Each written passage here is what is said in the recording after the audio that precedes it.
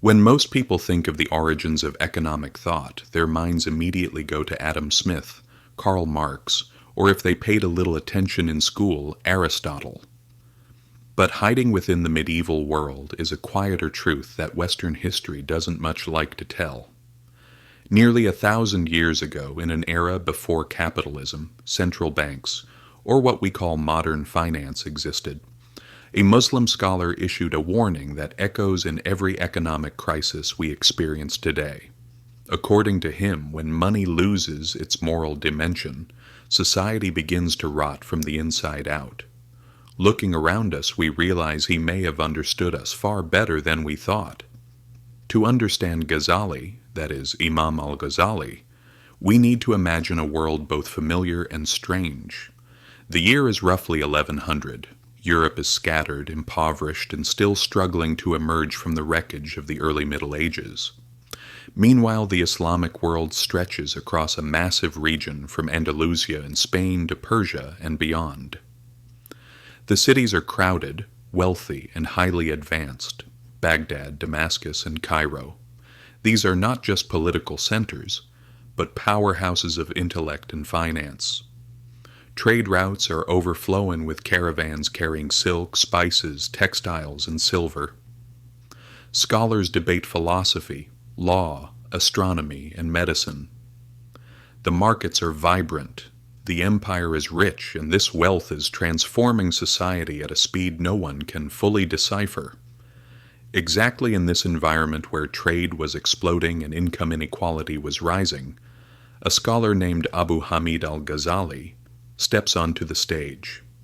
Think of him as part philosopher, part jurist, part theologian, and part social critic. You can imagine him as someone who could explain the meaning of the human soul and the workings of monetary systems with equal ease. Born in Iran in 1058, Gazali climbed the intellectual ladder rapidly. By his mid-30s, he was appointed to head one of the most prestigious educational posts in the Islamic world. But what made him special wasn't just this success. He was someone unafraid to question the status quo. He saw a world where wealth was increasing and markets were expanding, yet something felt inherently wrong inside. Money was growing, but meaning was disappearing.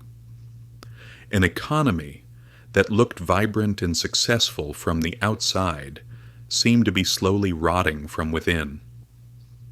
You don't need to try hard to see the parallel with the modern world.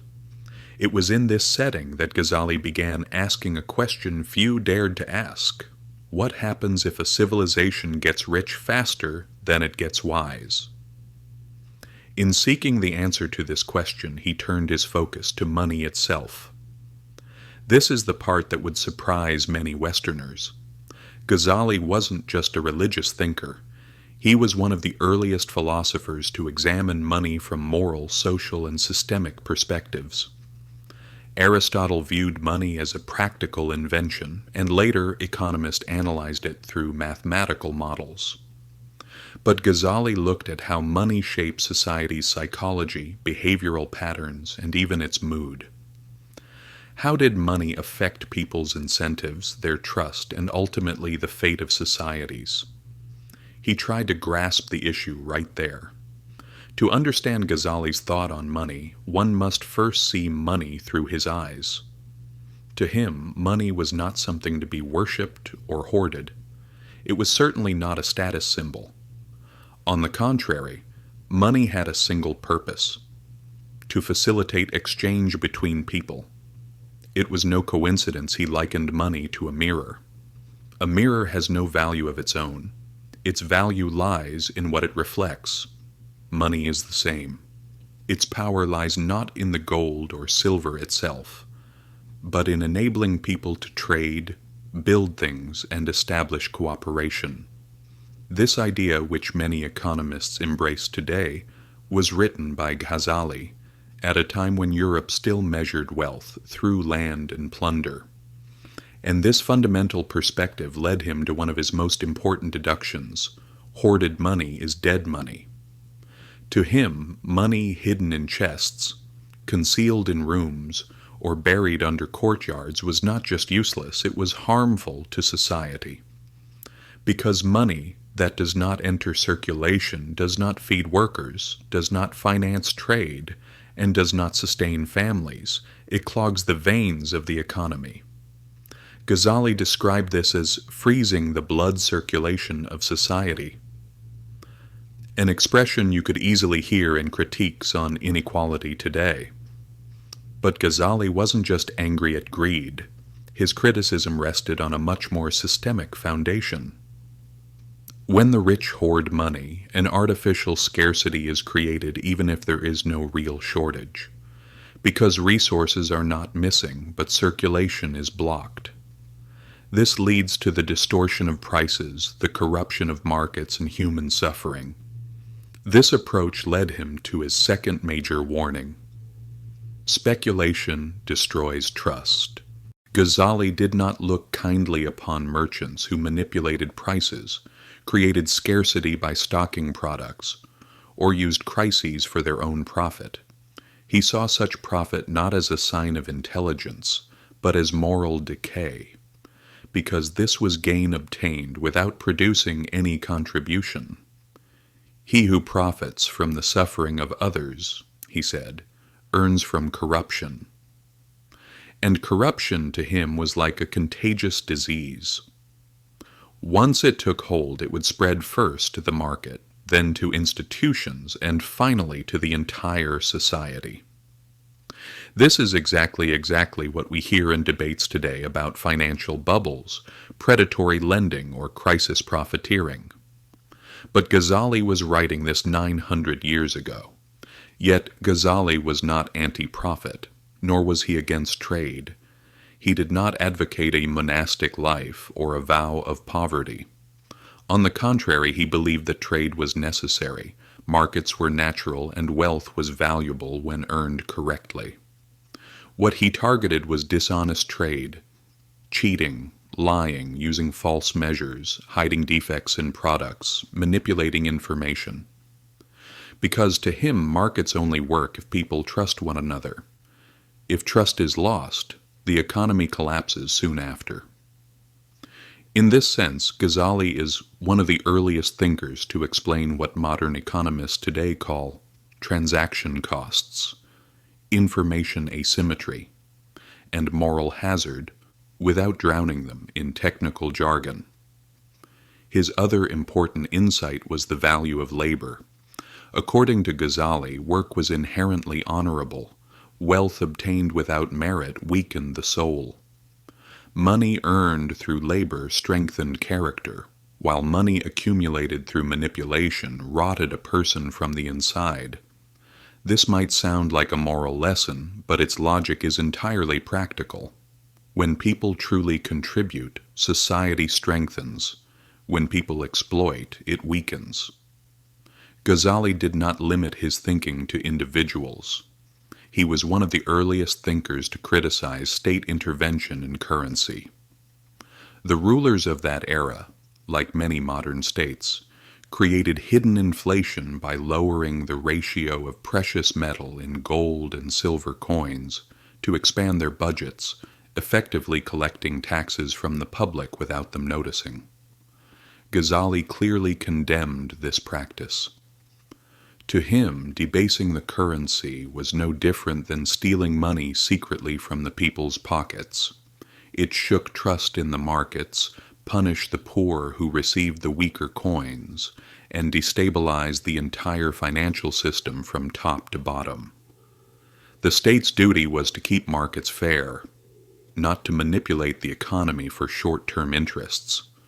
According to Gazâlî, the damage caused by unjust rulers was a danger that could bring about collapse faster than external enemies. And again, no explanation is needed to understand what this looks like in today's world. Gazâlî's warnings about rulers were not theoretical. He developed these ideas by observing real states, real decisions, and real consequences in the period he lived. At that time, political fragmentation was increasing, dynasties were competing for legitimacy, and local rulers were chasing more revenue. And whenever rulers in history feel control slipping from their hands, the first place they squeeze is always the economy. Some raised taxes to painful levels. Some inflated their budgets by debasing coins. Some confiscated merchants' goods, while others borrowed and borrowed, leaving the consequences to future generations. None of these tactics were new, and in Gazali's eyes, none solved the real problem. To him, corruption at the top would spread downwards like poison. When a ruler deceived his people, merchants saw it as their right to deceive their customers. When institutions did not act honestly, there was no reason left for individuals to act responsibly. From the palace treasury to the neighborhood market, the entire economic order would turn into a chain reaction of distrust. And this had an inevitable but very simple result. A society can survive poverty, but it can never survive corruption. According to Gazâlî, economic collapse is rarely due to the exhaustion of money or resources. Collapse begins with the destruction of what invisibly holds the foundation of society: trust. Trust is like the silent glue that sustains every contract, every transaction, the operation of every institution, and even the value of every currency. Once that trust begins to erode, even the richest country instantly becomes fragile. Viewed from this framework, Gazali's ideas about currency make perfect sense. To him, the stability of currency was directly tied to honesty. Debasing coins, that is, lowering the gold or silver content, was not just bad economic policy, it was downright deception. It was a betrayal. A leader who played with the currency was not acting smartly. He was committing theft against his own people in slow motion. Even a tiny change in the purity of a coin was, for Gazâlî, the starting point of financial rot. He foresaw that if states manipulated money too often, the public would eventually succumb to distrust, abandon the local currency, and turn to currencies they perceived as stronger from the outside. We had to wait 1,000 years to see this prophecy come true. In Weimar Germany, Zimbabwe, Venezuela, Argentina, and many other countries, the same scene played out. When people did not trust the promises of rulers, they turned their backs on their own money. Even today, debates about inflation return exactly to what Gazâlî understood. Money is actually a belief system. When people stop believing, the system collapses. But Gazali's understanding of finance wasn't limited to currency and taxation. He grasped something much deeper about human nature. When people are afraid, they turn to hoarding. When greed kicks in, speculation begins. When they feel they can get away with it, they cheat. They manipulate money because manipulating is easy. They normalize unethical gains to themselves because they think everyone around them is doing the same thing. And if a point is reached where exploitation is normalized in a society, the collapse has already silently begun. This way of thinking defined perhaps Gazali's most powerful insight. To fix an economy, you must first fix the incentives that shape human behavior.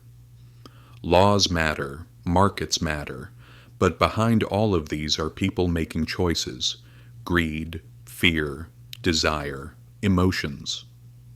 If a society's system does not direct these incentives toward honest, productive behaviors, the economy is doomed to corruption, instability, and eventually self-destruction.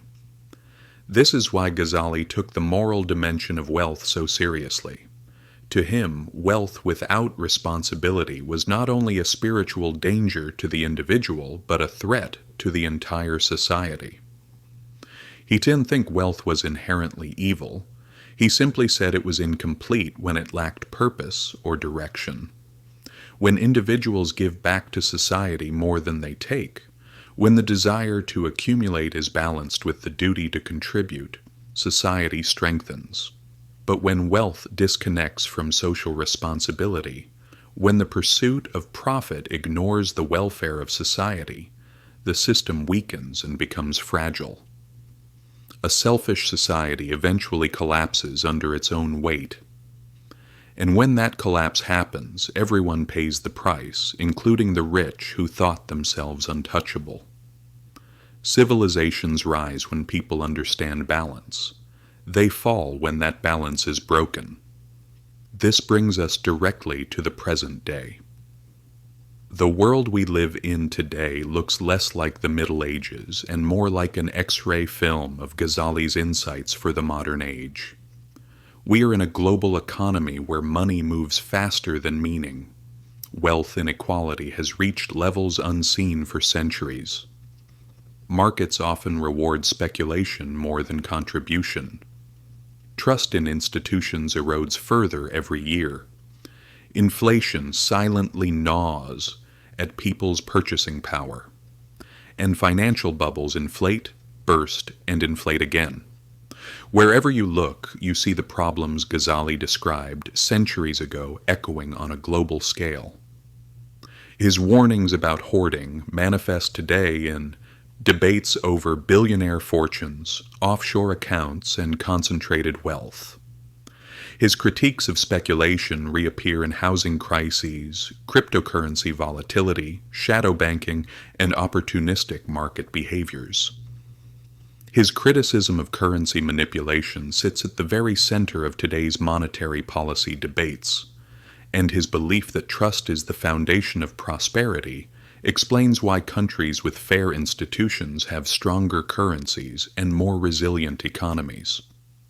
What surprises modern readers most is how little the world has actually changed. Technology has changed, markets have sped up, the scale has shifted from regional to global, but human behavior remains the same. Gazâlî would likely look at our system today, spiraling debt, speculative manias, rising inequality, political gridlock, and institutional distrust, and repeat the sentence he wrote 1,000 years ago. Where justice is lost, prosperity cannot reside. This is actually an uncomfortable truth. Economies collapse not because mathematical models fail, but because people stop trusting each other. They collapse because incentives reward the wrong behaviors. They collapse because institutions fail to provide proper justice. So, according to Gazâlî, what drives civilizations into crisis is not abstract economic formulas. It is human fear, human greed, and the human tendency to choose the easy path. When Gazâlî explained all this, he wasn't engaging in religious propaganda. He was describing reality. He understood something that even economists struggle to admit at times. Money is not a mechanical object. Money is a moral ecosystem. When the foundation of that ecosystem cracks, the financial system collapses right along with it. That is why Gazâlî's ideas are still important today. In an era defined by record debt, speculative excesses, institutional distrust, and financial uncertainty, his core message transforms into a rule for survival. If money detaches from morality, the system eventually breaks. Understanding this truth is not just financial education, it is financial protection. Because history does not repeat itself exactly, but if you don't understand it, it will still roll over you and crush you.